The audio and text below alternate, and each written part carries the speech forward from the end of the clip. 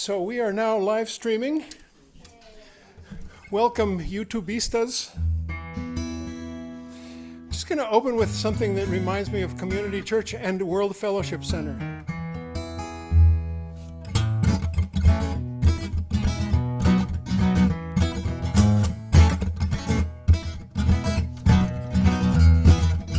Are you gonna be ready when the revolution comes? Are you gonna be ready when the revolution comes? The people gonna rise up, the people gonna take a stand. The people gonna rise up and take on back this land. Tell me, are you gonna be ready when the revolution comes? Are you gonna be ready when the Here's the other part for you. It's not a question of if, it's just a question of when. Tell me, are you gonna be ready when the revolution comes? Now listen here. When tyrants tremble, sick with fear, and hear their death knell ringing, when the people rejoice both far and near, how can I keep from singing? Tell me, are you gonna be ready when the revolution comes? Are you gonna be ready when the revolution comes? It's not a question of if, it's just a question of when. Tell me, are you gonna be ready when the revolution comes? They say the arc of history is a line that never ends, but people rise up and take the stand. That line towards justice bends. Tell me, are you gonna be ready when the revolution comes? Are you gonna be ready when the revolution comes? It's not a question of if, it's just a question of when. Tell me, are you gonna be ready when the revolution comes? How long, how long, how long till Judgment Day? Bring on, bring on, bring on that Judgment Day. How long, how long, how long till Judgment Day? Bring on, bring on, bring on that Judgment Day. Yes, now, are you gonna be ready when the revolution comes? Are you gonna be ready when the revolution comes? It's not a question of if, it's just a question of when. Tell me, are you gonna be ready when the revolution comes? Las sardinas se comieron al tiburón. Las sardinas se comieron al tiburón. This is a line I heard in Cuba and in Puerto Rico too. It is in Spanish, and may I translate it for you? It says, the sardines ate the shark. It says the 99 sardines ate the big fat shark. Yum, yum, yum, yum, yum, yum, yum, yum. Se comieron al tiburón. Yum, yum, yum, yum, yum, yum, yum, yum. Se comieron al tiburón. Let's hear it now.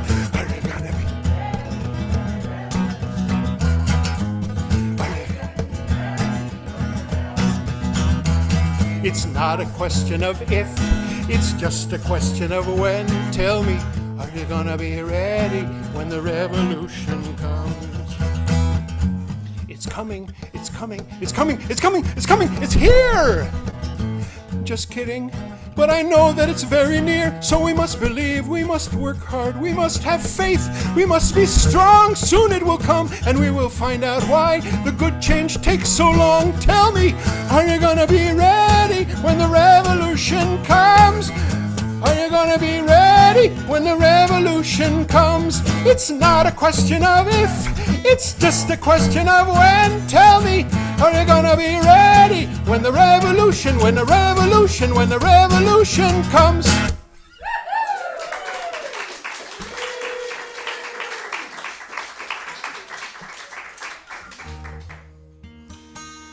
It's just a joy to be doing this with Andy. We go back a long, long time, and really not much in the same geography, but our paths meet every once in a while, and I might go through all of them for you. It started, and I didn't know this till he started telling stories at Community Church, but we happened to be in the same geography in the summer of like 1977 or 6. It was the Cape Nettic Lobster Pound, and I didn't meet him. Was it that year you were there? Were you earlier? But a little later. I'm younger than you. Okay, way younger, I'm sure. But I played in a band that was the summer band at that place in York, just past York, Maine. And a couple years later, Andy worked there and got himself in all kinds of trouble and tells a story about it. And then the Folkway is a magnificent folk music gathering place that happened in Peterborough, New Hampshire. And I was going up to play there, and Andy was the dishwasher for a while, and that might have been early 80s. And then there was these people, Andy and Andrea, who got deep involved in Central America, which is where I was getting deep involved. Well, I mean, before that I'd been born and grew up there, but El Salvador really grabbed me by the soul in 1991, and they were traveling a Guatemalan indigenous activists around Maine, and I ran into them in Rockland, Maine, and they were interpreting for him. And then one day I was leaving World Fellowship Center, and I saw the two of them come in, and Kit and Christoph were interviewing them to be the new directors, and boy, did I get home and dash off an email to Kit and Christoph. And they got the gig, and the rest is history. And then there was the Quaker City place. That's kind of an intentional community, and I did a little gig there. Anyway, it's all about joyful reunions, and this is a song that is about summer joy. Just makes me happy to sing it. It's written by Susan Werner. Da da da da da da da da da da. Da da da da da da da da da da. The moon is going to work. He is hitching up his horses. And his favorite team, of course, is big old Jupiter and Mars. Da da da da da da da da da da.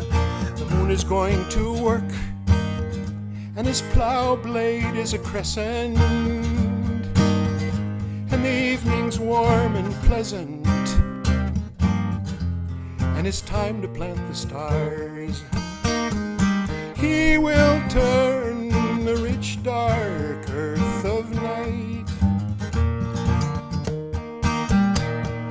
He will scatter sparkling seeds of light,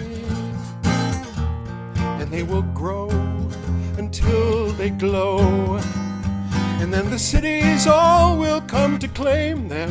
Who could blame them? So make a wish on one of them before they disappear. The moon is going to work. You can hear him if you're listening. There is a little tune he's whistling, and it's time to plant the stars. Da da da da da da da da da da da da da da da da da da.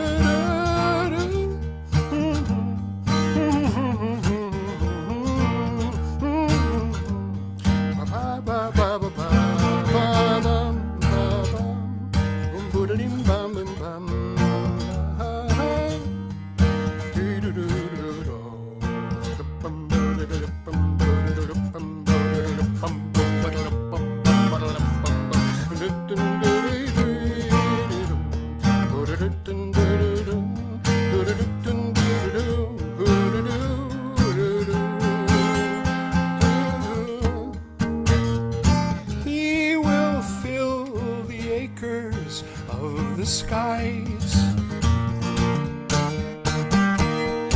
working westward as the night goes by. And when he's done, the day's begun, and then the stars soak up the sun like flowers through the daylight hours. And how they We sparkle in the night before our very eyes. The moon is going to work, and with diligence and patience, he grows the mighty constellations. And it's time to plant the stars. Da da da da da da da da da. Time to plant the stars. Da da da da da da da. Hitch 'em up, hitch 'em up. The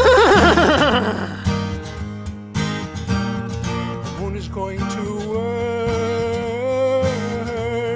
The moon is going to work. The moon is going to work.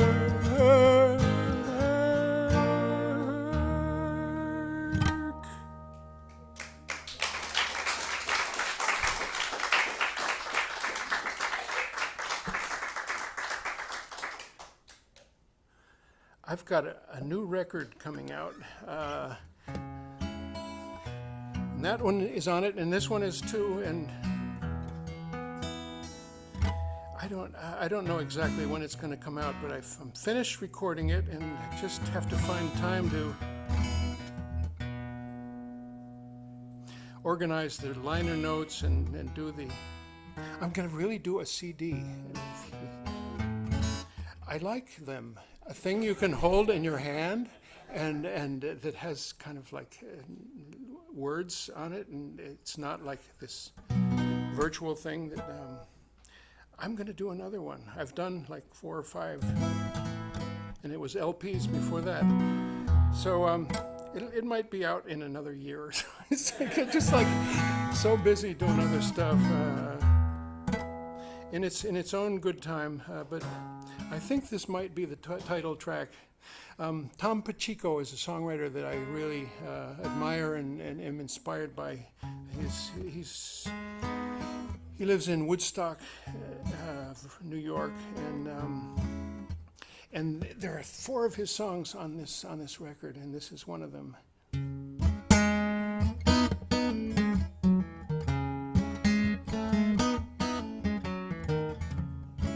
You gotta have hope when every card seems lost. You gotta have hope when you're double-crossed.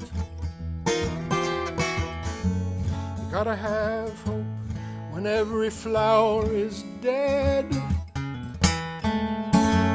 You gotta have hope even if it's just a thread. Gotta have hope when every star burns out. Gotta have hope one raindrop breaks the drought. Gotta have hope if you still have one breath. You gotta have hope there is a way out yet. You gotta have hope when the rest lose faith. You gotta have hope when you meet Satan's gate. You gotta have hope when you're terrified and scared. You gotta have hope when it's too much to bear. Gotta have hope. You gotta have hope.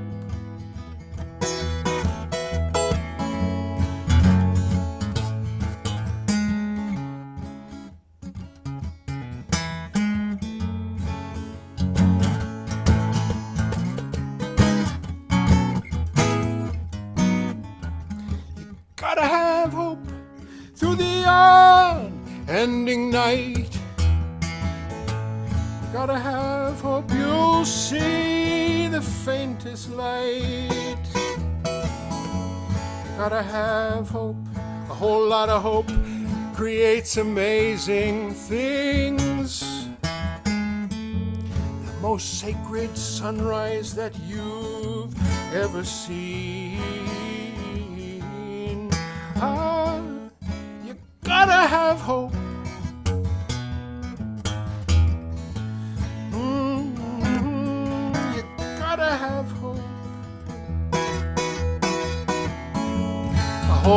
lot of hope creates amazing things.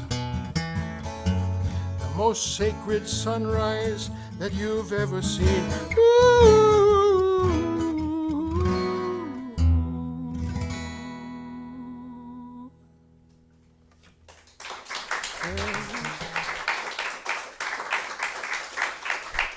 Thanks. Andy asked me to do this song. He sent a text. Do you do Recuerdos de Amanda? And I said, I used to. And I went and looked it up on my YouTube channel, Dean Stevens Recuerdos de Amanda, and listened to it. And I recorded in like 1989. And you're not supposed to be braggadocio, right? You're supposed to be humble, but it was really good. And I don't mind saying it anymore, you know? And I can't play it as good as I did back then. I had to sort of really simplify the arrangement.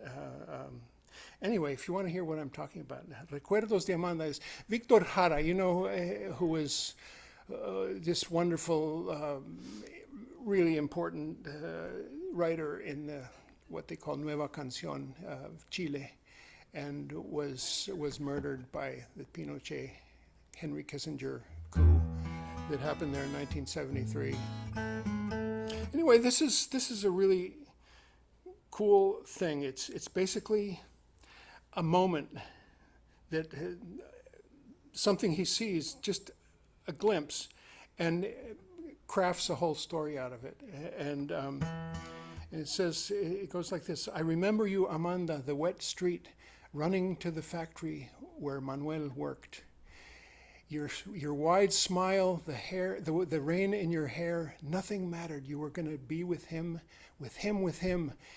for 5 minutes. Life is eternal in those 5 minutes.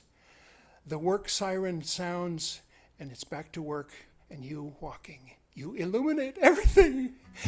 Those 5 minutes and you have flowered. And then it says, I remember you, Amanda, the wet street, walking to the factory where Manuel worked. Your wide smile, the rain in your hair, nothing mattered. You were going to be with him for 5 minutes, with him who went off to the mountains, who never did anyone any harm. He went off to the mountains. The siren sounds and it's back to work. Many did not return, neither did Manuel. Recuerdos de Amanda.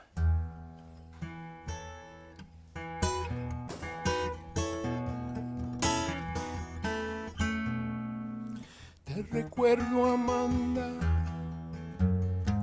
la calle mojada, corriendo a la fábrica donde trabajaba Manuel.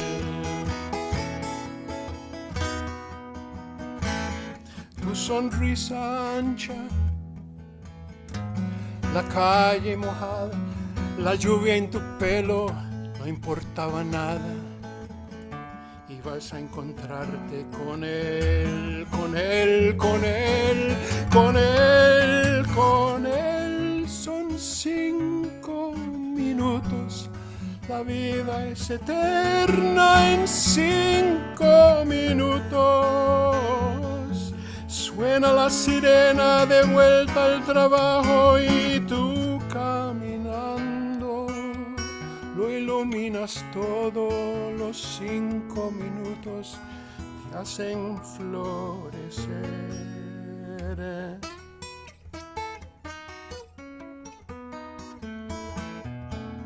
Te recuerdo, Amanda,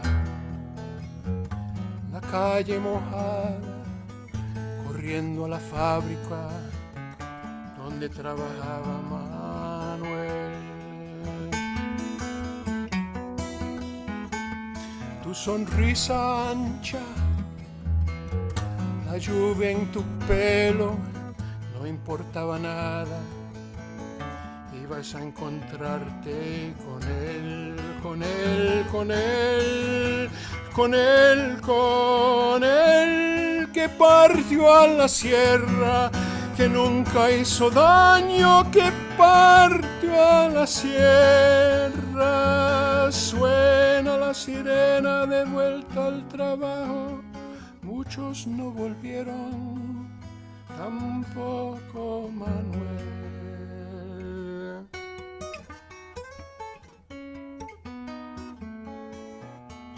Te recuerdo, Amanda, la calle mojada, corriendo a la fábrica donde trabajaba Manuel.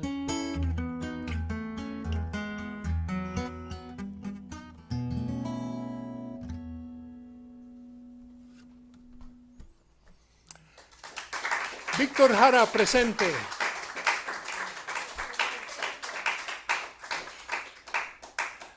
And then reviving that song, I got to thinking about maybe little glimpses back in your life of, just momentary glimpses that you could craft a whole song around, and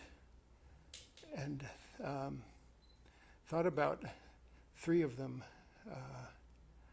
Let's see. One was a moment I don't even remember, because before it I was carrying 60 pounds of ice melt, 30 under each arm, and the next moment I was on the pavement with a fractured hip. That was February 18th, and I could tell a story, but I got a hip replacement and I'm fine. And it's just like I'm born again, whatever that means to you. And I just commit myself to because of that miracle. Thank you, medicine. Thank you, science. Thank you, Boston, the temple of both those things. And thank you, God. Did I say that at community church? No, it's not even a heresy here. A lot of things get said here. But that was the first glimpse. The second glimpse was on a summer day like today in the rearview mirror of the parking lot at Castle Island, and in the rearview mirror, 2 beautiful women in passionate embrace and the beautiful, most sexy turn-on kiss I've ever seen in my life, and I'll never forget that moment. And maybe I could craft a song about that. Another one is one that Ed was with me. Ed, where are you? Oh, he's out back. We were on our way to church, and we stopped at the 7-Eleven in JP, and right in the parking lot was a guy in a wheelchair, but who had taken a nosedive into the street, and his face was all. And we just helped him up. By the time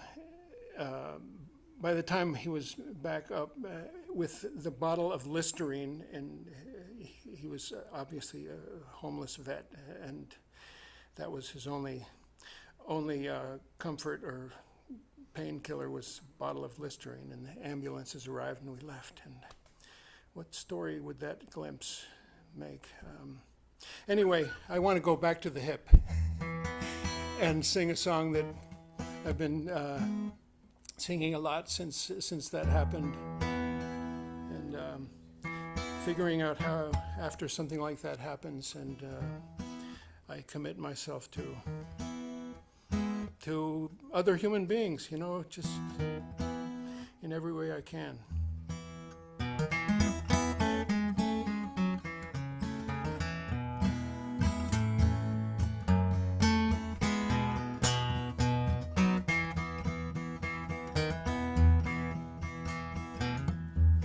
This morning I am born again.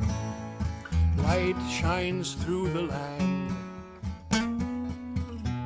I do not want a heaven in some deathly distant land. No longer desire a pearly gates, nor to walk some streets of gold. I do not want a mansion, for my heart is never cold. My heart is never cold.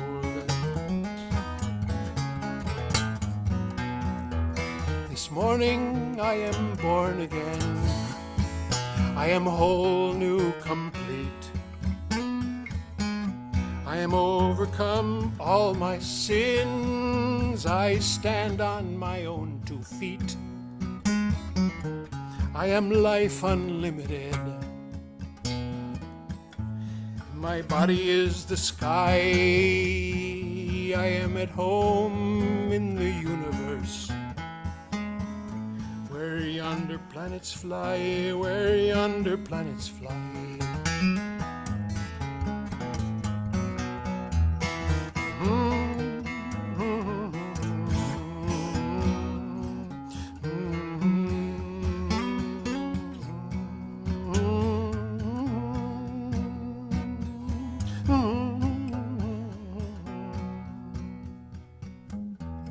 This morning I am born again.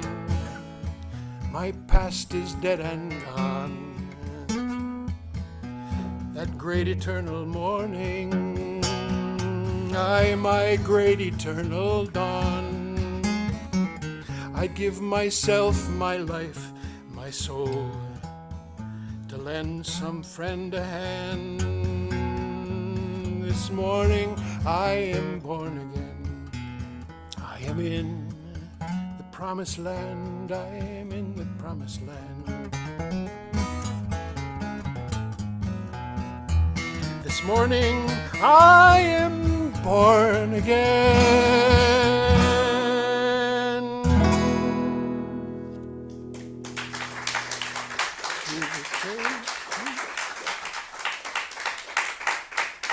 Thanks.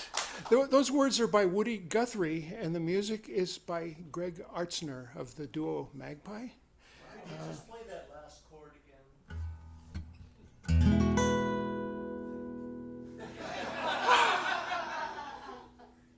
Are you glad I played it? I was thinking about doing this. Which is better? Shall we take a vote? No. Thank you. That's a E9. It has a name. Okay, so on the subject of stories, I have a young friend who has just decided to switch careers from hospital administration to welding. And I'm kind of relearning this song that I knew a long time ago for her. And it's a song. I'll tell you about the song I just sang and this song are in a category, which is songs that I'd never play for my mother, who just passed a year and a half ago. So I can play them now with complete abandon. What you have to know is Mom was a very devout evangelical Christian and gave me a beautiful childhood, and I have nothing but nostalgia and love for my mom. But I took a different kind of spiritual path that wound me up here at Community Church of Boston, and so the born again thing might have rubbed her wrong, and she always kind of listened for stuff in my songs and critiqued the theology. And then there's this one, and I guess you have to hear the song to learn why. But you know, there's the Bible, and the Bible. There were all these books that were called the Apocrypha, that are kind of stories of Jesus that didn't make the cut back with the Council of Nicaea, was it, that kind of put the books of the Bible together, and the New Testament was added, and there were a lot of stories, and some of them maybe. Well, I mean, a lot of the stories extend credibility, but these were really out there.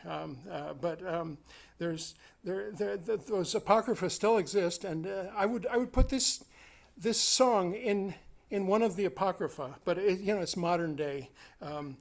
This song is the author knows himself as Paranoid Larry, and the song is called Jesus Shaves. Jesus shaves, joins corporate America, gets laid off, grows his beard back, stays up late, sees a TV commercial about being a welder, makes a phone call. Jesus shaves, goes on an interview, does real well. He's got away with people. 2 years on, he's still an apprentice, but not for long. It's graduation. Jesus shaves, puts his best suit on, gets his certificate, makes it official. Now he's a welder, wears a big helmet, twice a week now. Jesus shaves. Blessed are the ones who make peace. Blessed are the ones who scrape by. Blessed are the ones living holy lives. Here's to the rest of us who try. Jesus shaves on a Sunday morning, thinks he'll go fishing after going to church. It's winter time, so he walks on water, cuts a hole in the ice, and fishes for perch.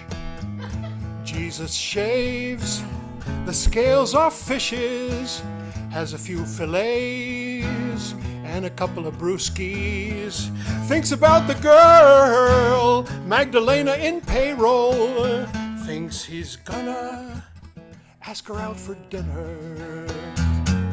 Blessed are the ones who make peace. Blessed are the ones who scrape by.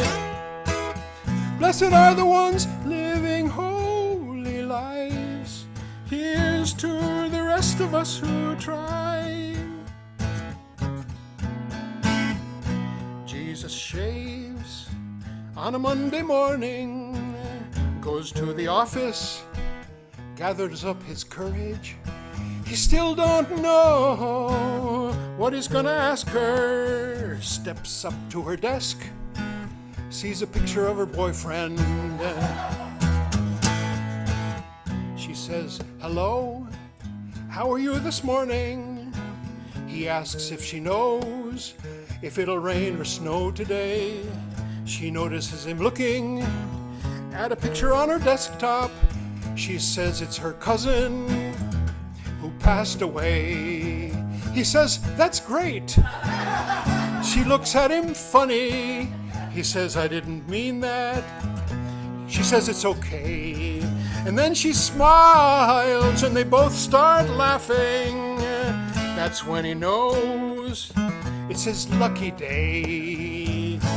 Jesus shaves, smiling in the mirror. Magdalena is saying that they've got to hurry. It's late for work and the school bus is coming. Still the daughter likes watching them as Jesus shaves. Blessed are the ones who make peace. Blessed are the ones who scrape by. Blessed are the ones living holy lives. Here's to the rest of us who try to live a life of holiness. Jesus, Jesus, Jesus, Jesus. Oh yeah.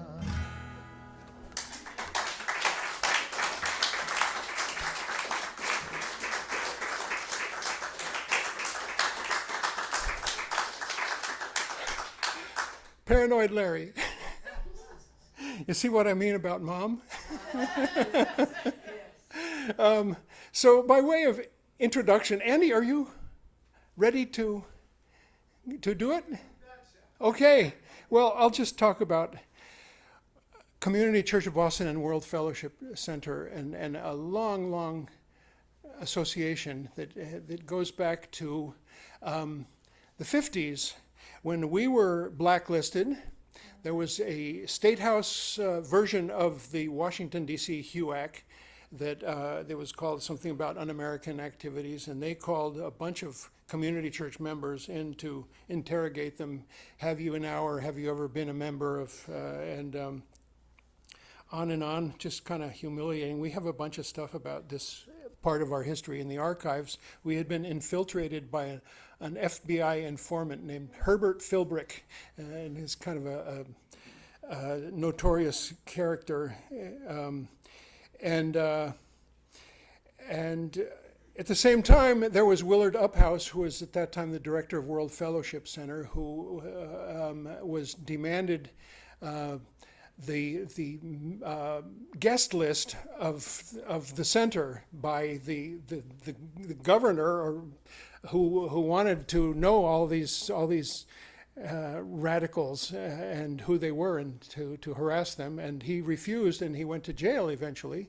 Willard Uphouse, there's a bunch of correspondence between Donald Lothrop, our minister then, and Willard Uphouse.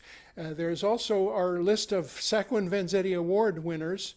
Our church is tied, our DNA is kind of intertwined with the Sacco and Vanzetti case. We were founded right when that happened, and we worked hard to keep them from being executed unsuccessfully. Anyway, Willard Uphouse won the Sacco and Vanzetti Award. What year? Oh man, I'm between glasses. Looks like 1971 or something. Yeah, 1980. 1980, yeah. Right before him is William Kunstler. And anyway, it's something to celebrate, and something to celebrate the presence here of the now retired co-director of World Fellowship Center, who is just an inspiring thing, has just taken up this storytelling thing and gone a bunch of places with it, and it's something that inspires me to try to do the same, and as soon as I can extricate myself from this place, and there is hope. There is hope. Anyway, Andy, thanks so much for including us on your tour, and que viva Don Quixote. All right, let's use this mic. And World Fellowship Center is still open, so come on up. Okay.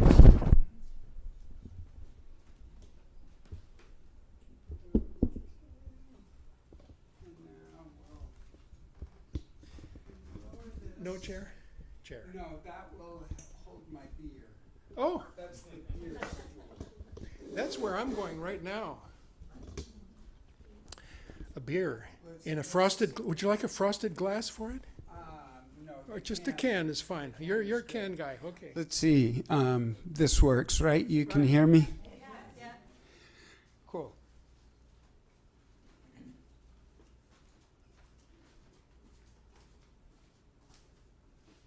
Did you name the bike after Don Quixote's sidekick? Rocinante.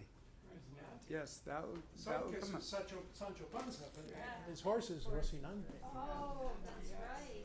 Yes. Yes. So,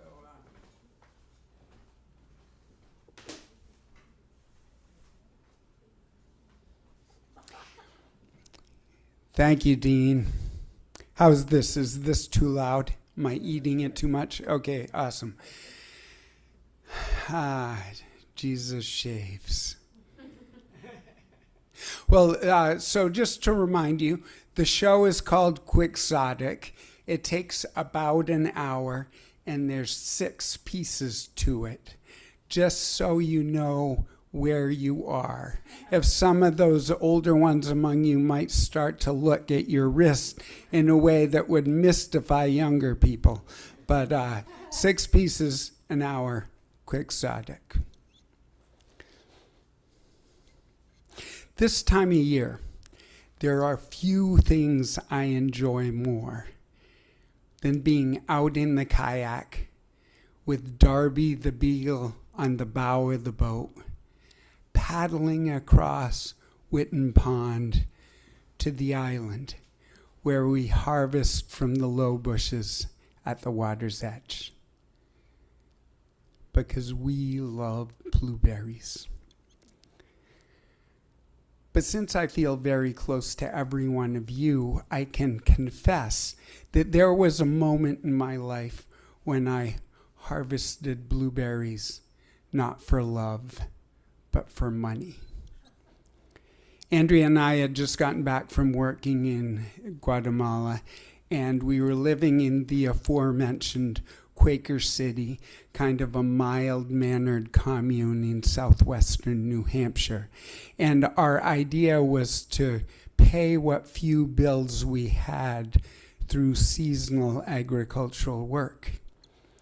And our neighbor Greg told us that the most lucrative gig in that regard was the Maine blueberry harvest. And he was planning to go. And would we like to accompany him? Well, yeah. So I threw my old JanSport backpack in front of the cabin door and began collecting the things I would need. 4 or 5 ratty old T-shirts went on the pile, a couple of pairs of shorts, 2 baseball caps, one for work and one for going to town. And then off the shelf came an old cloth-covered copy of Don Quixote, which I had bought in a used bookstore in Guatemala City. I figured I'd finally have sufficient time to give Cervantes' masterpiece its due. So when the day came, we piled in Greg's old Toyota and drove all the way down east to Hancock County, Maine, where blueberries were invented. After the last glacier receded, the thin, acidic soil that was left behind in the Dawnland found its highest purpose as habitat for those humble, sweet, blue little orbic fruits. So all day long we bent low over the landscape, sweeping and scooping with our blueberry rakes, kind of like metal dustpans with teeth. And then we would empty them into 5-gallon buckets and carry the buckets 2 at a time to be winnowed into boxes so we could be paid. At the end of the day, we went back to the cabin in the migrant village, prepared simple food for each other, maybe played a few hands of cards, and then tumbled into bed to rest up, to get up the next morning and do it all over again.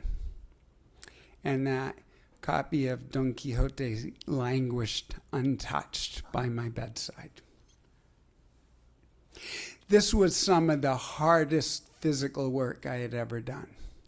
But I was sure that once the unaccustomed muscle groups got toned and once I got into the rhythm of it, it would get easier.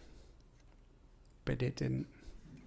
I was always too cold or too hot, and when I came home at the end of the evening, I was completely wrung out. And I began to panic because I had chosen this lifestyle that depended on the ability to do extreme physical work, and I just couldn't hack it. What I didn't know was there was a microbe in my bloodstream, exponentially multiplying. A microbe that saw me only as a house made of food, kind of like a mouse living inside a loaf of bread. Fortunately, there was help available. There was a migrant health clinic, so one day Andrea got me over there, and the nice people poked and prodded me and drew blood, but they were still puzzled. Until a light bulb went on over my head, and I reminded them that we had just come back from Central America, and I told them that my symptoms reminded me of people that I had known there who had come down with malaria. So the PA who was examining me, to her credit, took it seriously and made an additional notation on the vials and sent them off. And a few days later, the results came back. I would be fine. All I had to do was dutifully take my medication and not do any physical work for 10 days. 10 days! My whole dream of putting together a little pile of money from the blueberry harvest went up in smoke. And my next thought was how intolerably boring it would be lying around in a hot cabin all day long while Greg and Andrea were off working, lying around with absolutely nothing to do. And then I remembered that book that had gone untouched at my bedside. Don Quixote to the rescue. So the next morning, after Greg and Andrea had their oatmeal and went off to work, I cracked that book. And in no time, I was drawn right in. All of a sudden, I was riding across the plains of Andalusia with Don Quixote de la Mancha. Together, we fought armies of giants that evil enchanters had made to look like windmills. We clumsily attempted to free captives and hold tyrants to account, all for the greater glory of Don Quixote's one true love, Dulcinea del Toboso. It's hard to say exactly what happened to me as I lay around between the sweaty sheets, getting to know my two imaginary friends. But in those first days before the medication really kicked in, I was still alternating in 6-hour cycles between chills and sweats. And somehow my delirious mind seamlessly melded with Don Quixote's hallucinatory vision. In that crucible of illness, we conjoined, and we've been together ever since. My bicycle is named Rocinante after Don Quixote's horse. When I went picking apples, I named my apple-picking ladder Clavileño after a wooden horse that appears later in the novel. I've read it in each decade of my adult life. And when I read it in my 20s, I was drawn by the quirky story of unrequited courtly love. Who knows why?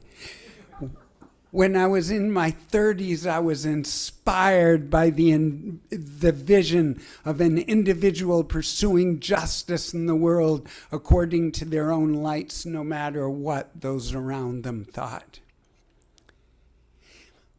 Each time I've opened it again, it's been like a new novel that's brought me new gifts.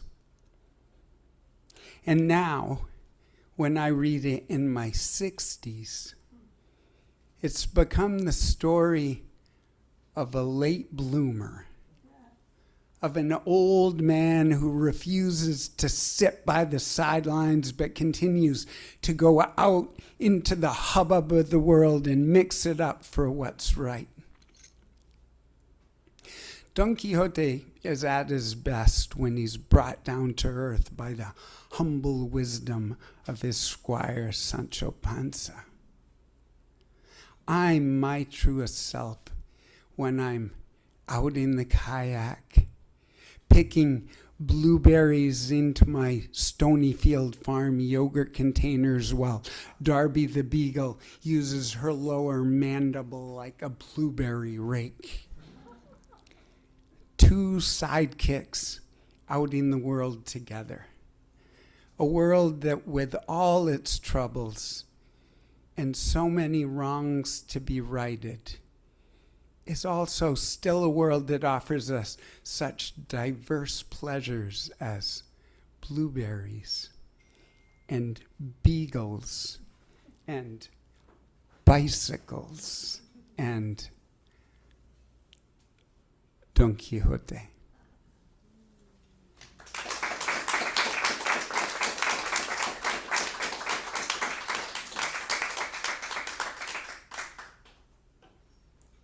Thank you. So I'm really eager to introduce you face to face with my two imaginary friends. But before we do that, we have to go back to the beginning, the very beginning, which for our current purposes is Johannes Gutenberg's invention of his printing press around about 1440. And for the next 150 years, knights roamed the literary landscape. In virtually all the major European languages, those formulaic stories of armored superheroes maintaining order in a wild, out-of-controlled world were the most popular books. And when literary historians tried to tell us what Miguel de Cervantes was setting out to do when he wrote Don Quixote, which was published in two parts in 1605 and 1615, they usually say that he hated those two-dimensional portrayals of the world and human nature, how they didn't adequately represent the reality that he saw before him. And he wanted to tear them down and drive a stake through their heart. And that's partly true. But I've also read that one measure of genius is how much an artist surpasses their own original intentions. And when Cervantes picked up that quill pen and began to write, his vision grew and became so much more. He starts out on the very first page by introducing this man that's on the cusp of old age. He's over 50, for God's sakes. He's a minor gentleman in impoverished circumstances who doesn't really have a role in the world. So the way he spends his time is by reading those chivalric romances. He loves them. He can't get enough of them. He reads all he has. And in order to acquire more, he sells a few acres of his remaining land. And he keeps on reading from sunup to sundown and from sundown to sunup. Yes, he loses sleep. His brains turn to dust. And he comes up with the idea that what this troubled world needs is a rebirth of chivalry in Spain, of a new knight errant to go forth into the world, rescuing the most vulnerable and standing up for justice. And even crazier, he decides he's the guy for the job. So fortunately, he has his great-grandfather's suit of armor on a rack in the hallway, tarnished, incomplete, but he cleans it off and puts it on, and he gives his skinny old horse a grand new name, Rocinante, to go along with the grand new name he's given himself, Don Quixote de la Mancha. And he saddles up Rocinante and follows the horse's nose out into the world, wherever it leads. But it's a false start, because he forgot a couple of things. According to the old books, he needs a grand lady to whom to dedicate his labors, and he needs a squire, kind of a footman to tend to him along the way. So he does a U-turn, goes back to his village. For the lady, he remembers this handsome peasant woman from the neighboring village who he had admired from afar but never really spoken to. Her name is Aldonza Lorenzo. But in his mind, she becomes Dulcinea. And as for the squire, he remembers this peasant neighbor who's down to earth, easy to get along with, important things if you're going to be on the road with somebody, whose name is Sancho Panza. And so he talks with Sancho, and it turns out Sancho is open to the idea of neglecting his family responsibilities and going on the road for a little while. But Don Quixote seals the deal, thinking back to the way it goes in the books.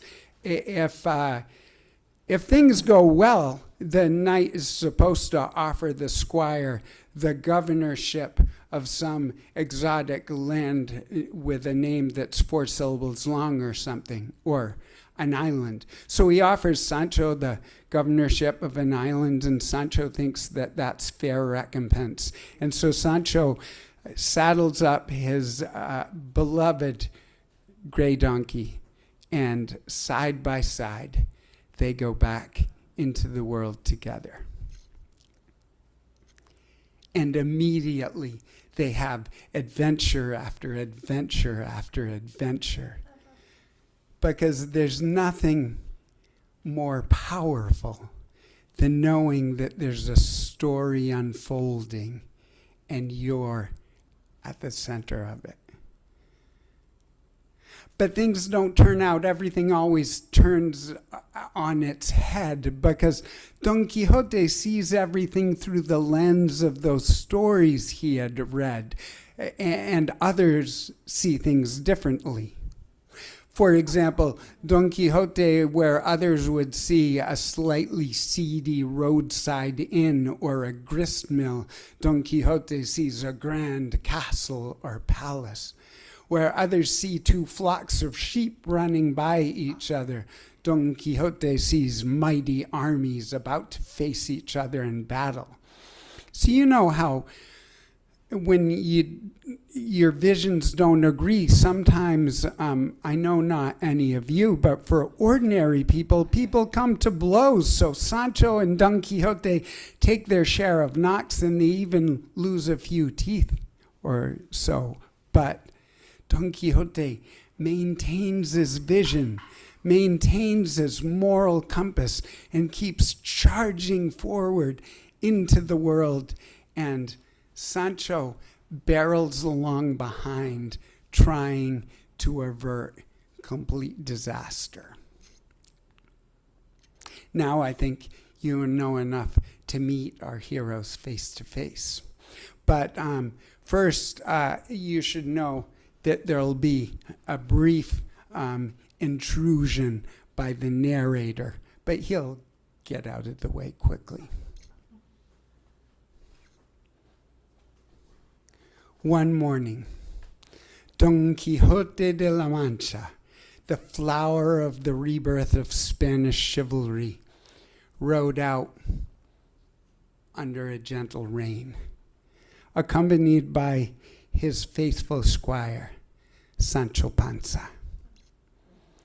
They were both a little battered and bruised and discouraged from their adventure the day before. This was getting to be a bit of a pattern with them. But as they continued onward, Don Quixote saw something in the road ahead that lifted his spirits.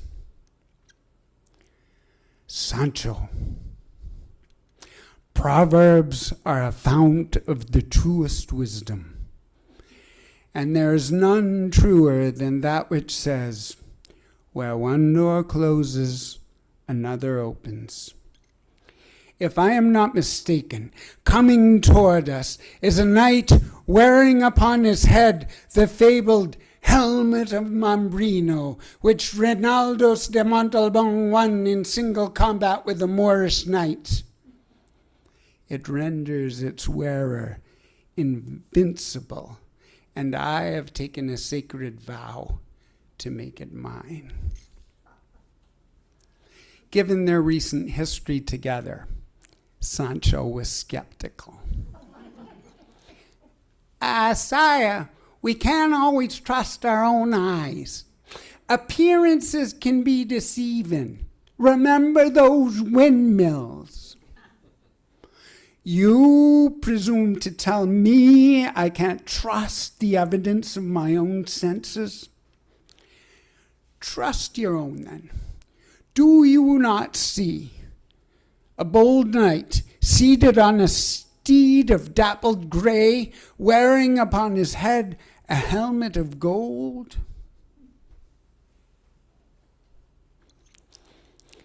What I see is an ordinary enough looking fella riding a donkey no better than mine, wearing something shiny on his head. Well, there you have it, Sancho. That something shiny is Mambrino's helmet. Stand back, stand aside. I am going to challenge this knight and make that coveted prize my own. The truth of the matter was that on this particular morning, Don Quixote and Sancho found themselves between two villages, a smaller village behind them that lacked all kinds of services. They didn't even have a barber, while the larger one ahead of them enjoyed all the amenities, including a barber. It's important that you understand that in those days, barbers didn't just cut hair. Because of their skill with sharp implements, they also carried out many of the operations that we would prefer to hand over to a surgeon. The barber, on this particular morning, was on his way to the smaller village, because in the smaller village there was so the barber from the large village goes to the smaller village where there's a sick man who needs to be bled and a hairy man who badly needs a shave. Central to both these operations was a broad brass basin that he carried with him that had a bit of a cutout around one edge for fitting around the neck and under the chin. This barber had done so well for himself recently by serving the two villages. He had recently acquired the means to buy for himself a dapper new hat, which he was wearing as it began to rain. So in fear that his new hat would get wet and possibly stained, he flipped his basin over on his hat to protect it. This barber was also such a conscientious tradesperson. He took such good care of his tools that that basin was burnished to a reddish gold sheen that could be seen at quite some distance away, which allowed Don Quixote to imagine that he saw a brave knight on a magnificent horse wearing a golden helmet, because that fit the way he saw the world. When Sancho was safely out of the way, Don Quixote lowered his lance, put the spurs to Rocinante, began to barrel towards the barber, calling out, "Defend yourself, vile creature, or stand down and deliver to me the prize that is rightly mine." The poor barber, seeing this archaic anachronism tumbling towards him, did the prudent thing and flung himself to the side to avoid being skewered. And in so doing, he toppled off his donkey, But no sooner did he hit the ground than he was on his feet, running away like a deer, flying like the wind away from that place, leaving his basin there tumbled in the dirt. Don Quixote asked Sancho to pass the helmet up to him, which Sancho did, pausing to observe, "Pretty fine basin. Fetch a good price at the market."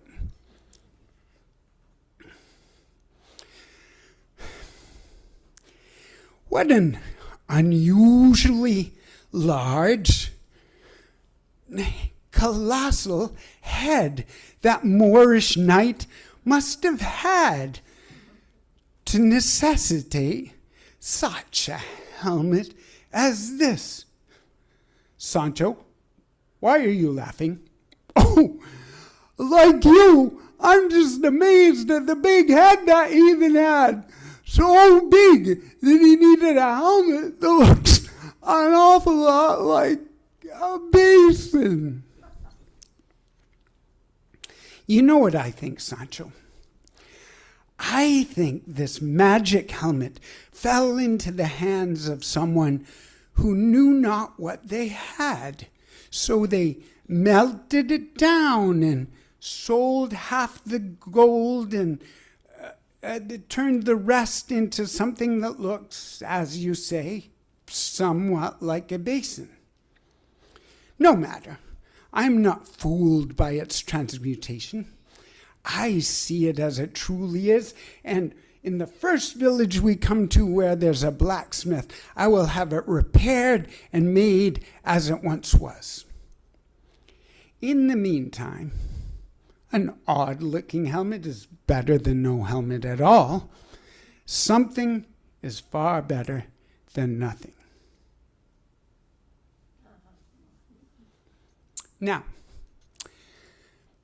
a couple hundred pages later, there's a sequel to this story because Sancho has occasion to refer back to this episode, and in so doing, he describes the object at the center of it with a name that has survived into modern Spanish to describe something that brings together two opposing points of view. He called it a basielmo, a basin helmet. Now, I have to tell you that in my personal life, there have been times when I was sure the thing that was right in front of me was a golden helmet. But those closest to me in my life have said, Andy, or Papa, that's a common basin. Sometimes, not all the time, but every now and then, I've been able to see that the truth was actually somewhere in between. And it was just another basielmo.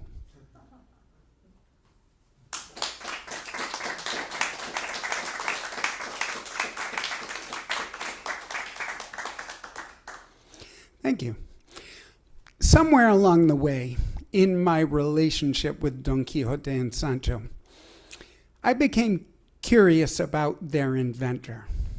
I wanted to know a little more about just who was Miguel de Cervantes Saavedra. So I looked into it. And I'll tell you that on October 7th, 1571, at the age of 24, while suffering from a bout of malaria, he was a soldier. He lived through the blood and fire and smoke and cacophony and death of one of the most horrific battles in history, in which 170,000 men in 450 ships, divided between the forces of the Ottoman Empire and the Catholic Holy League, met in Greek waters near a place called Lepanto. And in the space of just a few hours, fully a quarter of them died, making it a sea of bodies. This would be the highest death count in war for 350 years until the most awful battles of World War I. And of course, many more were wounded, including Cervantes himself, who forever lost the use of his left arm. But despite the infirmity, he managed to remain in the military for 4 more years, based in Italy, serving in North Africa, until finally he got his walking papers and he sailed for home. And on that happy voyage, he carried under his shirt what he was sure would be his golden ticket. It was a tin tube sealed at both ends with beeswax, which held 2 letters of recommendation, including one from no less than the commander of the whole operation of which he had been a part, the illegitimate younger half-brother of the King of Spain himself. So I imagine Cervantes walking that ship with his head in the clouds, imagining that he would present himself at court and he would get a plum position that would allow him to gracefully support a family and also write to his heart's content on the side. I imagine the pleasant daydream in which he found himself when the mist parted and the coastline near Barcelona came in sight. But his reverie was interrupted by someone calling out, "Sails to the east!" And everyone looked, and a small, fast, well-armed craft was bearing down on them.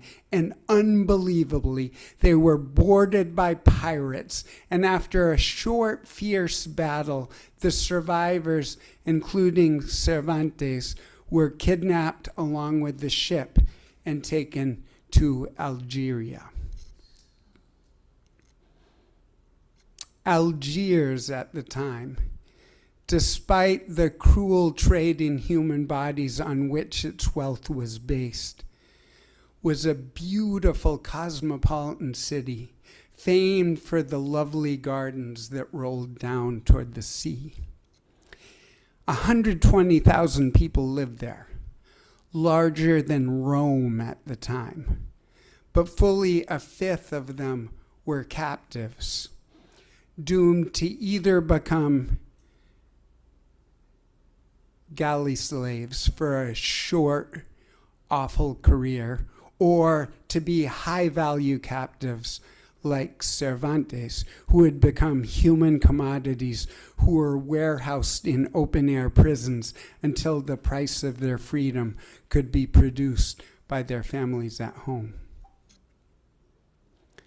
During this time, during his 5 years in captivity, Cervantes would have mingled with captives from every land on the shores of the Mediterranean and all the way up the Atlantic coast as far as Iceland. Over 20 languages were spoken. But the picture is complicated further by the fact that in Algiers at the time, there was tremendous social mobility, even for captives. All someone like Cervantes had to do was renounce his Christian faith and declare that there was no God but the God of whom Muhammad was the prophet, and he would be set free, given the opportunity to participate in the trade of which he had been a victim and the possibility of enriching himself. But Cervantes had no interest in that. He remained a Christian, remained a captive, and orchestrated and led 4 escape attempts over the time he was imprisoned. In fact, it borders on miraculous that he survived at all, that he wasn't just executed for the pain in the ass that he was. But eventually his family, together with help from the Trinitarian monks, it came up with the price of his freedom, and he was able to sail for home after 61 months. But his time in Algiers became the hinge on which the rest of his life turned. In fact, the ability to see his own country with alien eyes, as if from the other shore, became one of his superpowers as a writer. The country he returned to was rather different from Algeria. To begin with, in Spain at that time, 0 social mobility. If you were born a peasant, you died a peasant. It was an absolute monarchy with theocratic tendencies. They were still burning the occasional heretic, and they were purging the country of all diversity. In 1492, they had expelled the Jews. A few years later, they expelled the Muslims that were left. They were making life terribly difficult for Jews and Muslims who had converted to Christianity, and they would push many of them out a few years later. There were jobs, though. There was an immense Byzantine civilian bureaucracy that supported the monarchy. But jobs weren't awarded based on merit. They were awarded based on connections in court or a demonstrable, fawning, abject loyalty for the ruler. Imagine that. So Cervantes was part of a faceless army of veterans who returned hoping for jobs in the civilian world. It took him a while to find a job, but he eventually did. He found that job that everybody loves. The person that when he turns up at your door, your face just lights up. Cervantes became, wait for it, a tax collector. He became one of the traveling bean counters who wandered around central Spain, requisitioning supplies for what the Spanish called the Invincible Armada. And for his not very well-paid labors, he was excommunicated twice by the church that he had been so loyal to, and he was imprisoned twice because his books didn't add up. And all this would go for naught. It would be one of the great cases of insult added to injury when the Invincible Armada was destroyed by a freak storm in 1588 while on the way to an invasion of England. Cervantes was 57 when the first part of Don Quixote was published. And into it he poured all the disappointments and transmogrified trauma of his life. And what makes his accomplishment so much the greater is he had to get by 2 sets of censors from the Spanish Inquisition and from the crown. And nonetheless, he was able to infuse it with sympathy for the victims of mass deportations. He was able to create believable, strong Muslim characters. He lampooned the nobility, and he created wonderful women characters, not so much Dulcinea, she was a figment of the imagination, and Aldonza has no speaking lines, but Marcella, for example, gives a great speech that's at least 1/500th of the whole book, 2 full pages in which she declares women's autonomy from men, women's right to express themselves for themselves and not just basically be an appendage. So that some have called Don Quixote not just the first novel, but the first feminist novel. Along the way, he invented this new form of literature and left a pattern and a challenge for novelists to follow that would take readers, that still take us on a virtually shamanic voyage into lives very different from our own and allow us to access other levels of reality. I just think of Don Quixote as one of the great cases, and Cervantes' life of one of those great cases of taking the lemons fortune handed him and mixing up this voluminous, delicious batch of lemonade for the soul. And along the way, he taught us a bunch of really practical lessons. For example, how to claim your own victories, even when victory is at very best completely ambiguous.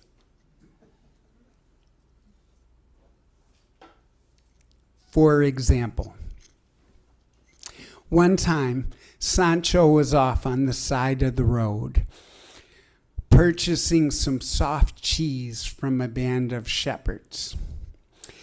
Sancho's responsibilities as Don Quixote's squire included gathering provisions together, carrying them in the saddlebags, minding the purse, and having the knight's equipment ready at a moment's notice if necessary.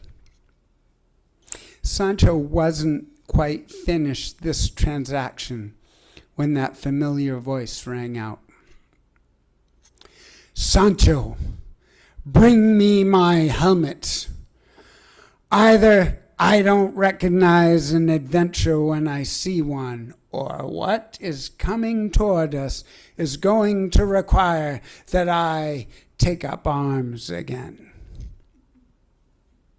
It was a wagon in the distance, bouncing down the road toward them with a couple of flags flying overhead.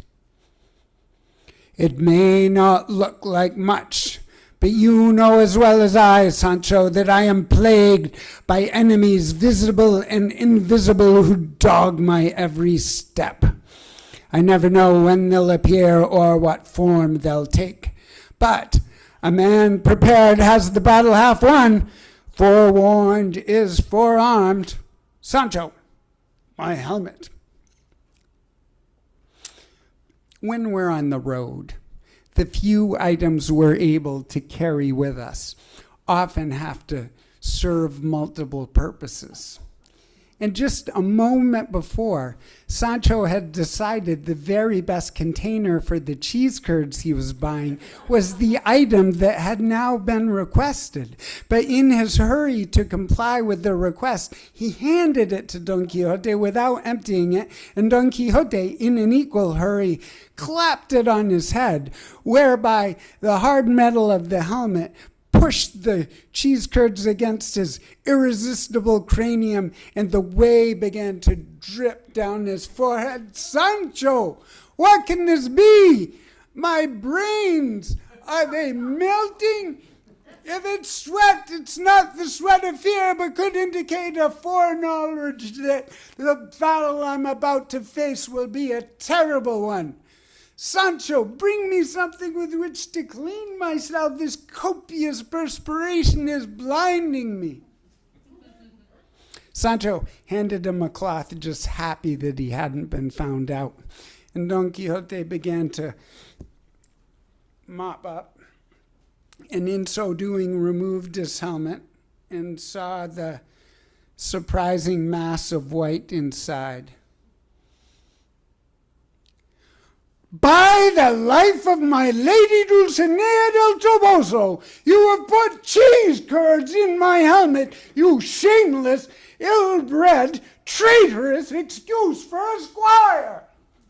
"Oh, no, sire, no, I wouldn't bust up your helmet like that. No, if I had cheese curds, which I don't, I wouldn't put them in your helmet. I'd put them straight in my belly." "No doubt you would, Sancho. No doubt you would."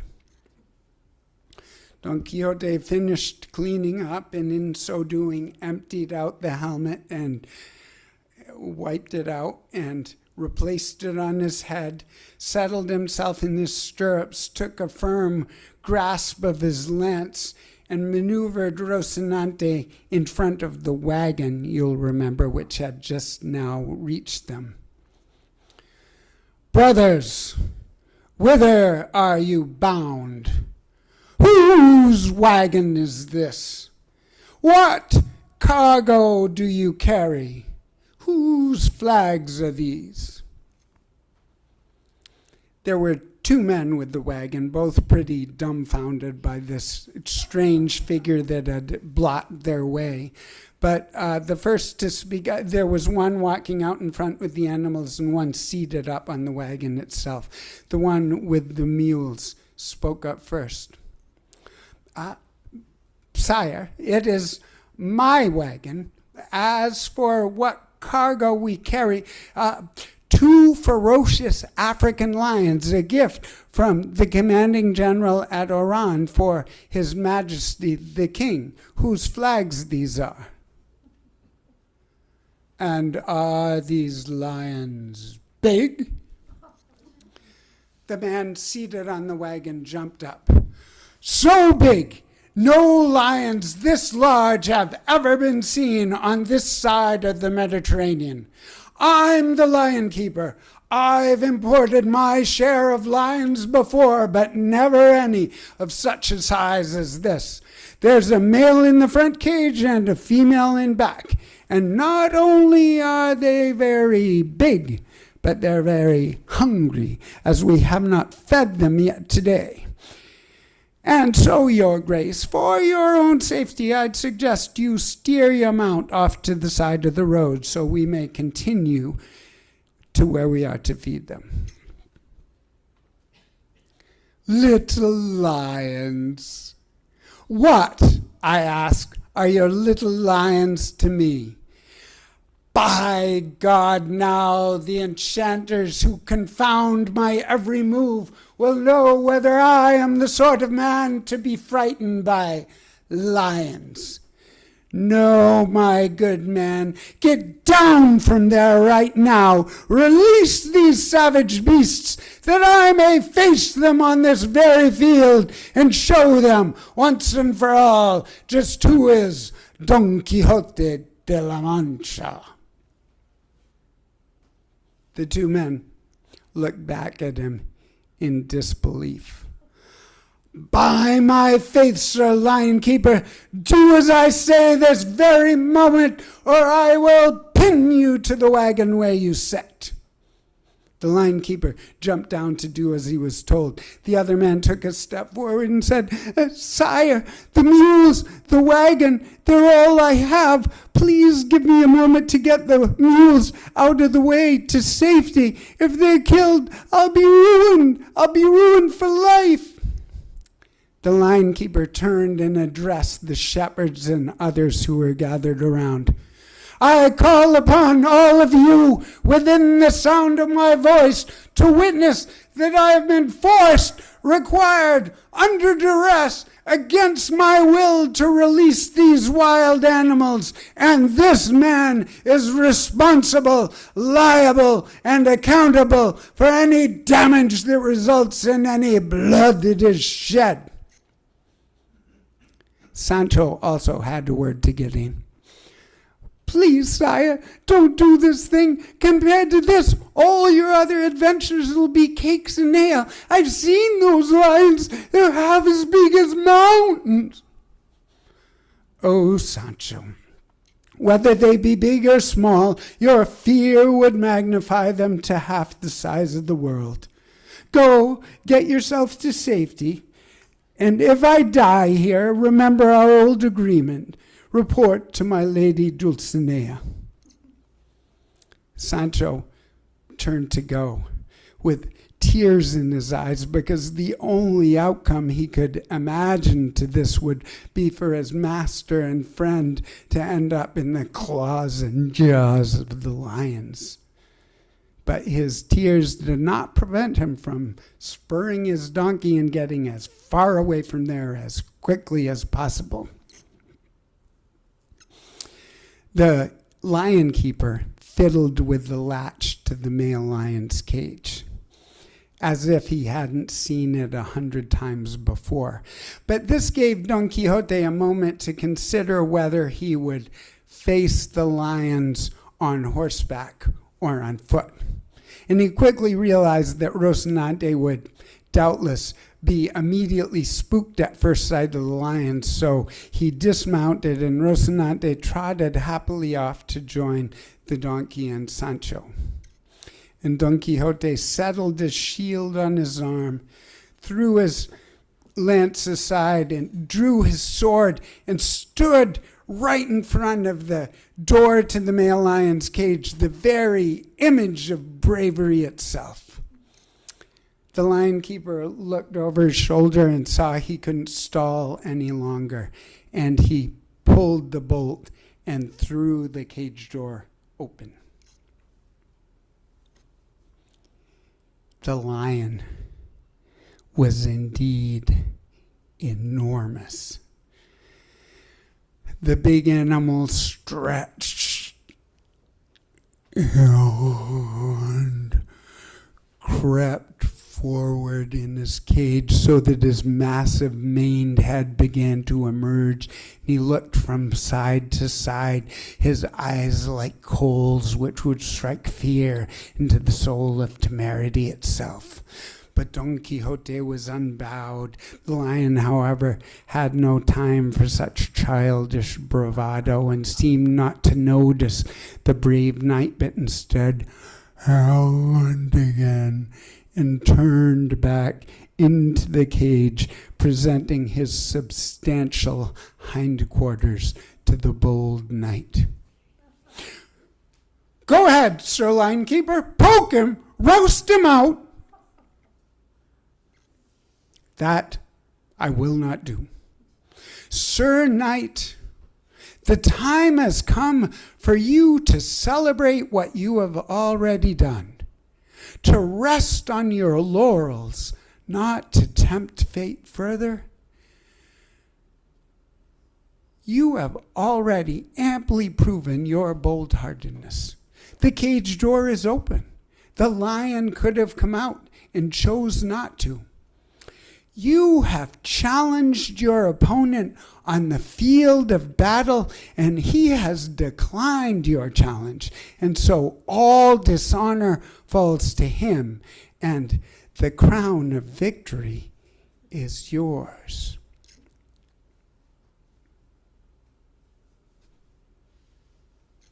"You speak the truth, Sir Lionkeeper.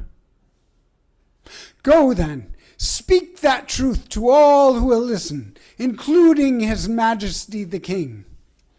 There is a place for gaily caparisoned knights who joust in royal tournaments for the entertainment of the king and the delight of the ladies.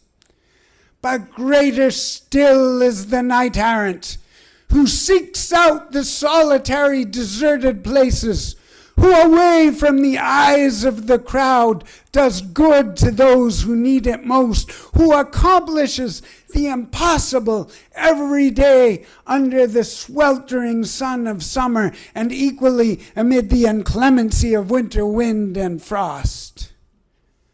Lions do not strike fear in his breast. Dragons and other monsters do not frighten them, for to seek them out and face them is his greatest joy. We knights-errant have a custom. When the occasion demands, we change the way we are called.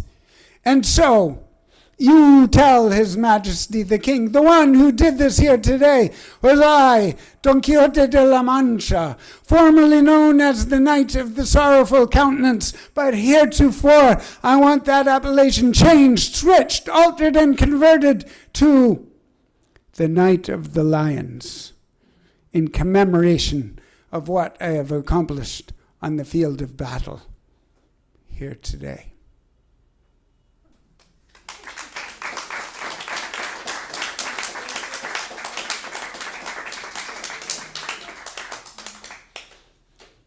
So Don Quixote, or Cervantes rather, I get those two confused, didn't live to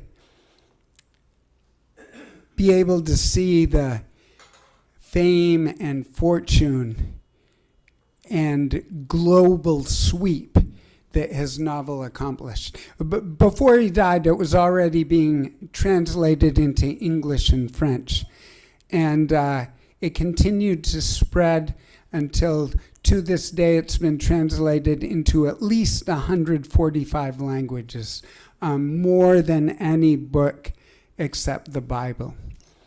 If you prefer not to read it in English or Spanish, you also could choose Tagalog or Irish Gaelic if you choose.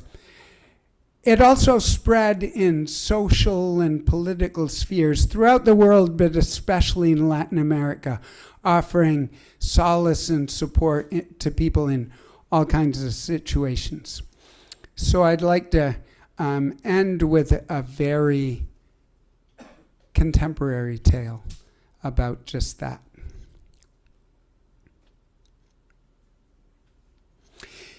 It's the 14th of September, 1973.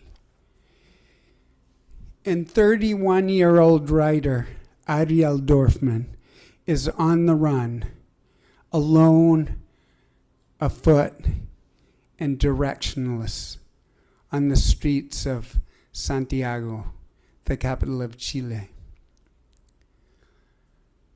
For him, the sky has fallen. The government of Salvador Allende, which he had passionately and idealistically served as a cultural advisor, has been overthrown by a military junta. And Ariel is in a fog of despair. But he knows if he's to survive, he has to keep his head. He has to figure out what his next move is without attracting attention to himself while he walks the streets, grieving this dream that's been lost. For most of the previous century, most revolutions slid into the conviction that injustice could only be purged from their countries through violence. Allende asked his followers to believe that they didn't have to persecute their political enemies, they didn't have to limit freedoms, that the poverty and exploitation could be defeated and the new society could be built democratically. Some called that vision Quixotesco, Quixotic. So now, 3 days after the coup, Allende is dead, and his followers are being rounded up and herded to the National Stadium to be tortured and killed. And all the comforting myths about the durability of their country's democracy have gone out the window. And Ariel is looking over his shoulder and peering fearfully around every corner, trying to figure out how to get across the city to be with his wife and 6-year-old son, while knowing at any moment he could be knocked to the ground and dragged away.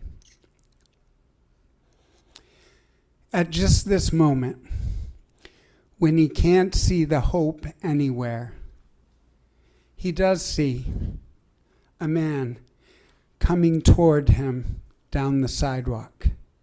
Stocky, ruggedly built, bronzed, clearly of the working class, the very embodiment of who the revolution was for.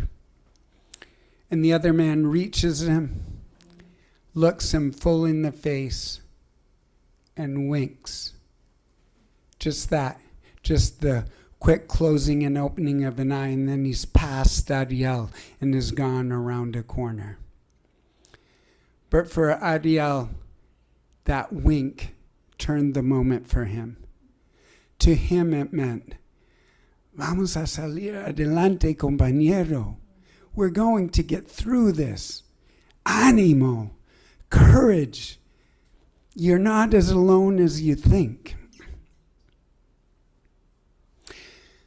So Ariel is able to figure out his next move. He realizes that as a marked man going from safe house to safe house, he's putting other people in danger. So he comes to the reluctant conclusion that he needs to go into political exile. And the first step towards doing that is to go to the Argentine embassy and ask for asylum, which he does. And he's allowed in, where he finds that over 900 other women and men in the same situation have already come to the same conclusion.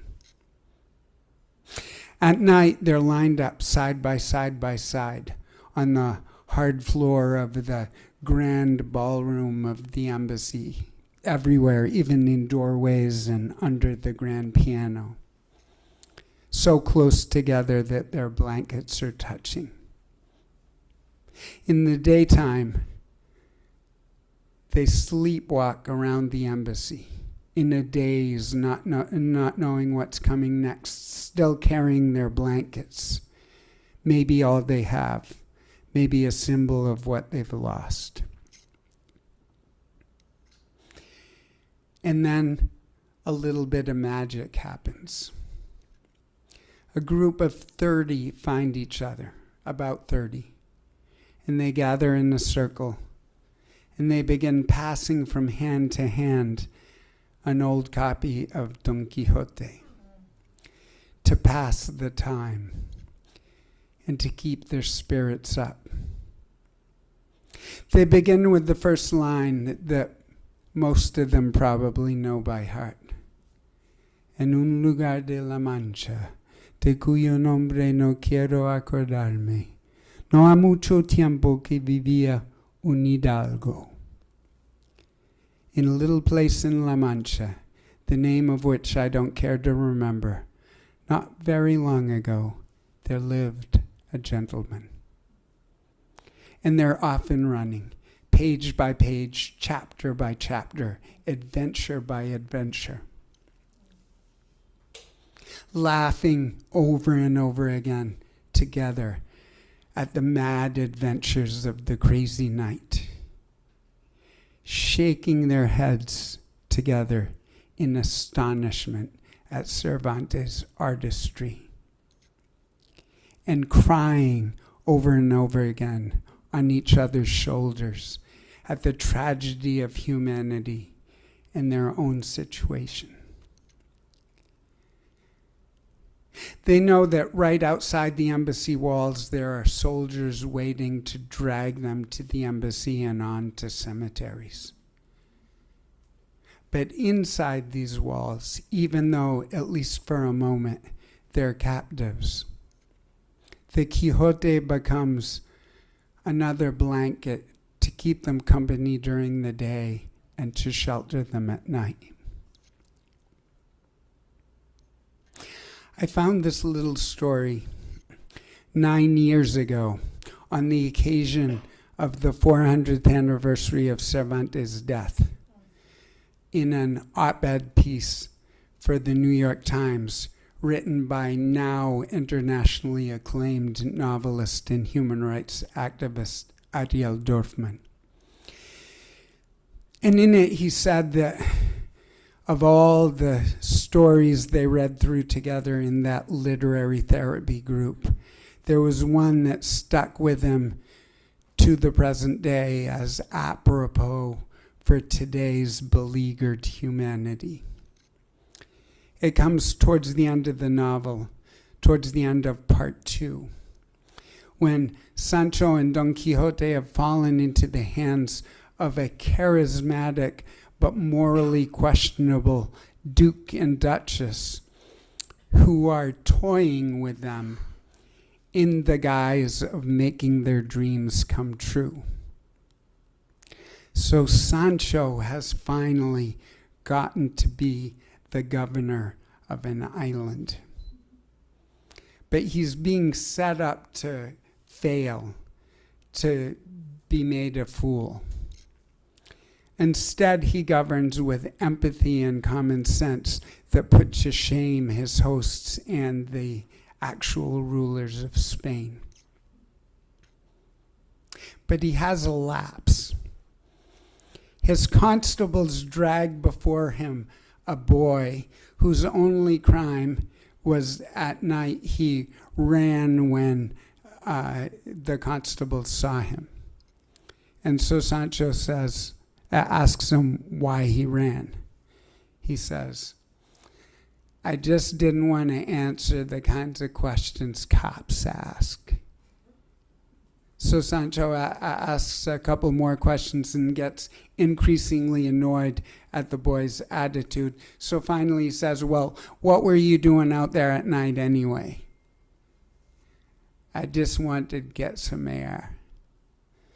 Well, boy, you should know, as governor, I'm the air around here, and I'm blowing you straight to jail where you're going to sleep tonight.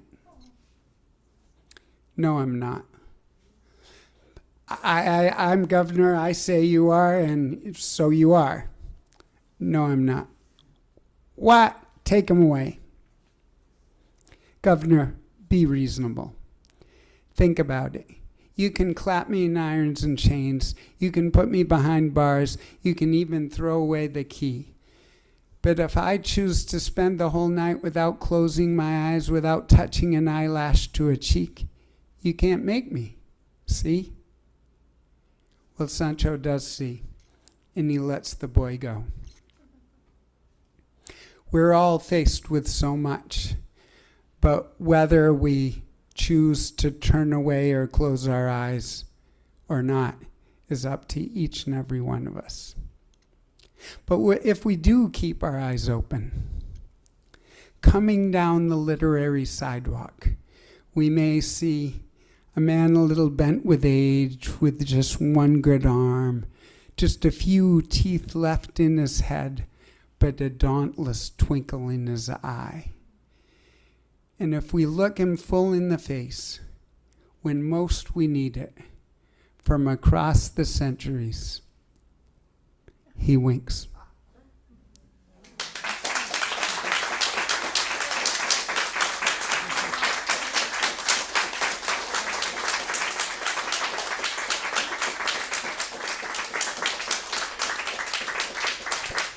Thank you.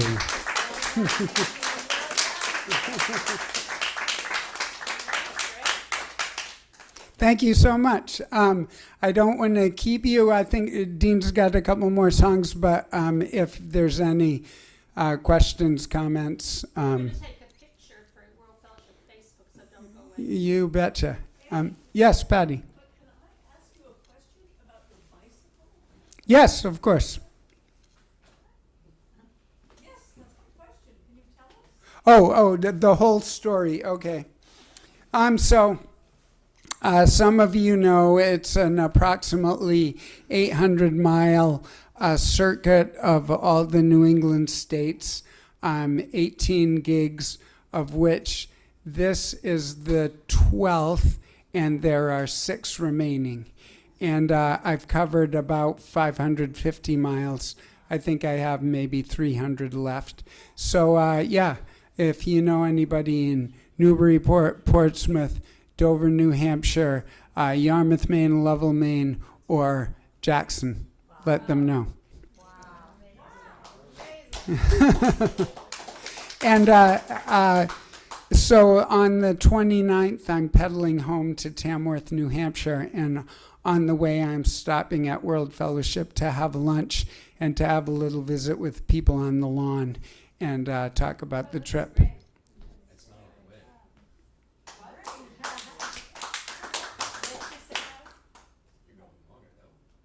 No. Where's your last stop? Jackson. Got it. Yeah. You just stay with people along the way, or safe houses along the way? Yeah. So far it's worked out. I only had of all the putting together the tour, I have to tell you, was a lot like putting together half of the World Fellowship summer program. In fact, I did a paper calendar with sticky notes, kind of like how I used to do the World Fellowship calendar. And the only place I tried to string things out 50 miles or so apart, and the only place I didn't manage that was in southeastern Connecticut. So I ended up camping out one night. I wasn't prepared for camping, but it was warm. And also where I thought I was staying tomorrow night around Newburyport also fell through. So if you have any friendly friends in Newburyport, let me know. Any other thoughts about bicycling Don Quixote, about art in general? It's a Panasonic. It is a Panasonic. That was the Japanese National Bicycle Company made this bike. So in Japan, it was marketed as national or something. But they thought selling it outside the country, it needed a catchier name or a more sensible name. And I guess Panasonic had acquired them or something. How many flats did you get? So last year, in 8 days, I did an 8-day, 5-gig tour last year, and I got a flat on my 3rd day. Now, I'm kind of resentful, Norma, that you asked that question, because I'm a superstitious guy, but no flats yet. No more flats. Maybe you shouldn't be drinking that flat tire. Oh my gosh!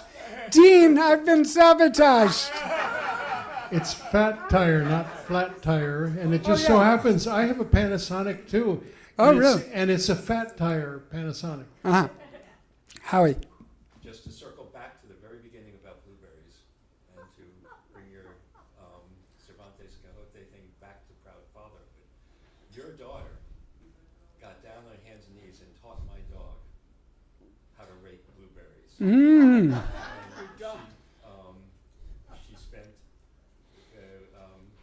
about 5 minutes in serious demonstration, and then he started. Well, that's a credit to both Fiona and Buddy, I have to say. And Yeah. you, is what I'm saying. Thank you. That's great. Well, thanks for your kind attention. Dean, want to play another song or two? Well, thank you for coming. I just want to say a few things. There is a donation basket back in the back. All proceeds to the performer for his valiant Quixotic tour of the northeastern New England regions. And just tell you all also that I want you to linger and look at a few things. There's several really key items that we have for sale here. The first one are kefiyas.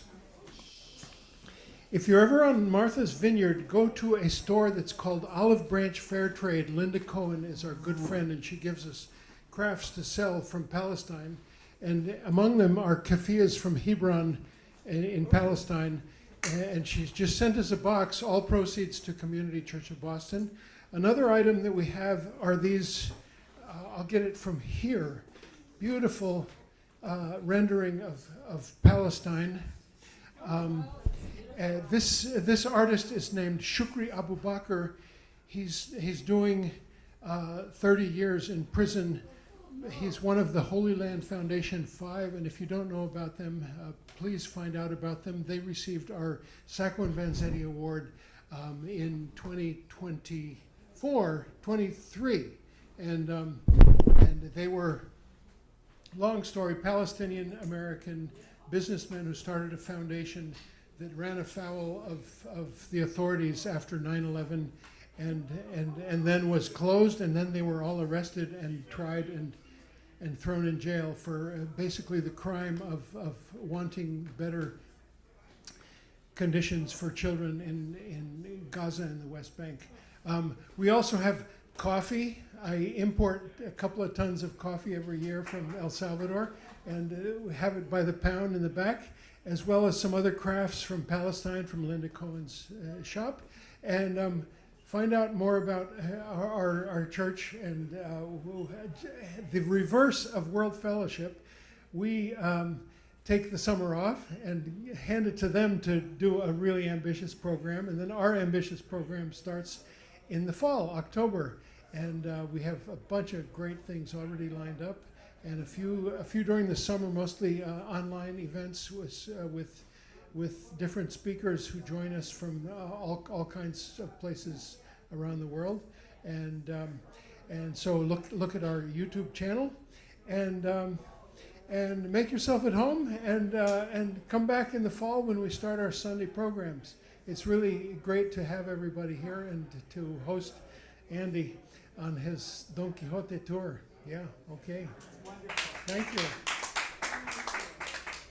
Embroidered hats by my friend Maribel Caballero from El Higueral, El Salvador.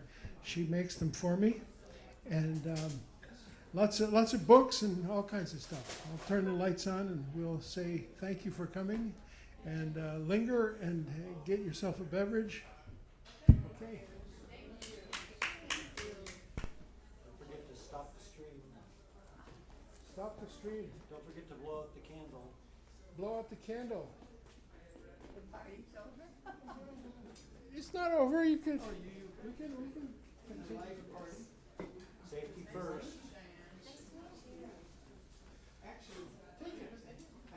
Take it, Jessica. I have another one right there.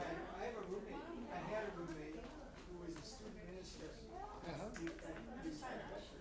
Oh, Bedford or New Bedford? Bedford. Well, it just so happens that we have a new association with John Gibbons, who was the minister for many years. He is now our affiliate minister. Oh, cool. For Community Church. And he's a terrific guy, and he's a really wonderful resource about all things UU, and just how to, what a real church is supposed to look like, as opposed to us. This size fits the most. You don't have a big head. I forgot to say, there is a basket that has donations, all proceeds to Mr. Andy Davis. The basket is on the table as you go out. Whoops, I forgot. Hi, I'm Dean. I'm Joel. Hi, I met you. Where have you met me before? Here? There was a goodbye for Kid and Kristoff Yes, at yes, co-housing co-housing in in Amherst, yeah. and I helped you carry some of your gear. Oh, okay, wow, I like that. I've been back to that co-housing a number of times. I do concerts there. I sang "Buddy, Can You Spare a Dime" once at Fun Night, and you corrected my melodic choice. Actually, it was and I meant to come down here one time. You said you were going to have David Dodson, but it was called on account of blizzard. Oh, It was canceled yeah. because of a blizzard. David Dodson is still a close friend. I'll see him this Friday. Wow. This Friday, and we'll spend time together in Swans Island, Maine, in the first week of August. I really like Texas Sleepwalker. Yeah, that's a beautiful song. The way it picks up the vocal harmony and the harmonics, get carried away by that. Yeah, have you ever heard of I've Had It Up to Here with Texas?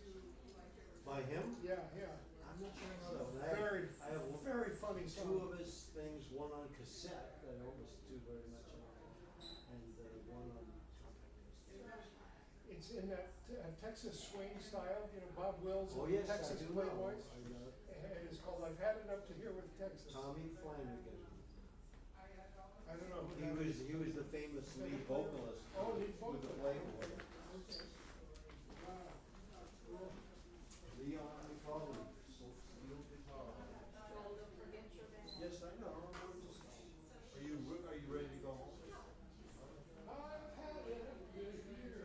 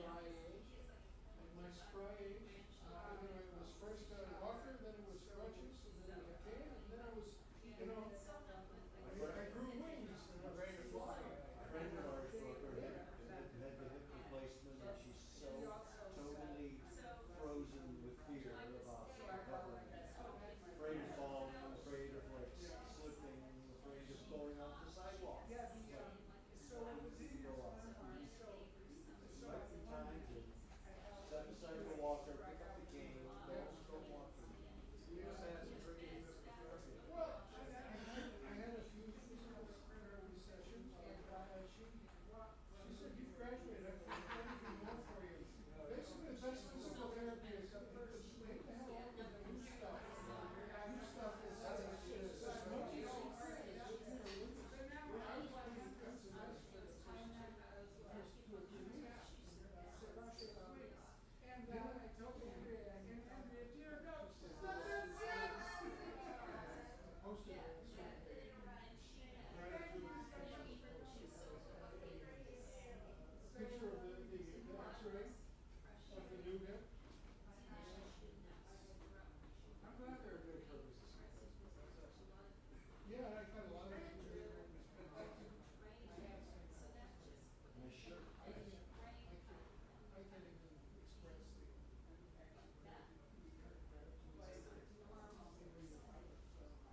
of being renewed, ready to go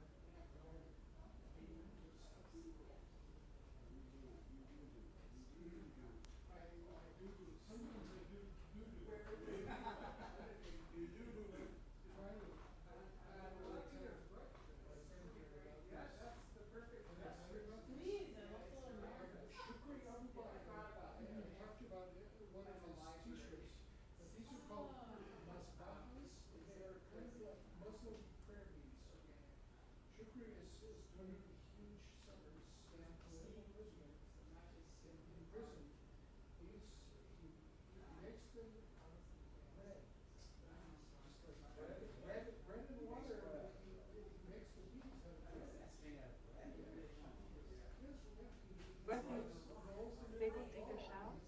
No, they haven't yet. You tell them, and we have to wait another half hour before we can eat because the thing didn't get up that quickly. It's an hour and 15 minutes. Well, I told you to 8:30 it went in there. It's way too late. Maybe you should We were sign busy in. till then. Well, you